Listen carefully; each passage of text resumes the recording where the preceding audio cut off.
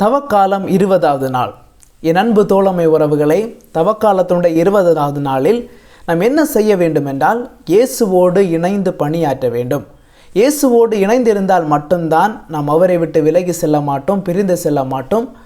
என இயேசுவோடு இணைந்து பணியாற்றுகின்ற பொழுது நாம் நிறைய விஷயங்களை கற்றுக்கொண்டு கடவுளுடைய பணி என்ன என்பதை புரிந்து கொண்டு அவற்றை நாம் நிறைவேற்றுவோம். எனவே இன்றைய நாளில் நாம் என்ன செய்ய வேண்டும் என்றால், இயேசுவோடு இணைந்து பணியாற்ற வேண்டும்.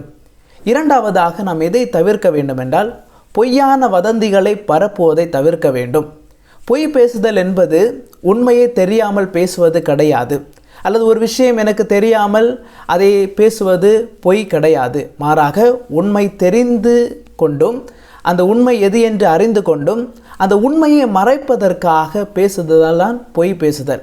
அந்த பொய்யை நாம் எப்படி வதந்திகளாக பிறருக்கு எடுத்து கூறுகிறோம் என்றால், அது நடக்கவில்லை என்றாலும் நடந்தது மாதிரி எடுத்து கூறுவோம், அது செயல்படவில்லை என்றாலும் செயல்பட்ட மாதிரி நாம் எடுத்து கூறுவோம். அதுதான் பொய்யான வதந்திகளை பரப்புதல். எனவே இன்றைய நாளில் நாம் எதை தவிர்க்க வேண்டும் என்றால், பொய்யான வதந்திகளையும் பொய்யான செய்திகளை பரப்புவதை நாம் தவிர்க்க வேண்டும்.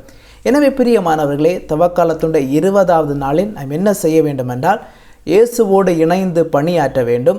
நாம் எதை தவிர்க்க வேண்டும் என்றால், பொய்யான வதந்திகளை பரப்புவதை தவிர்க்க வேண்டும்.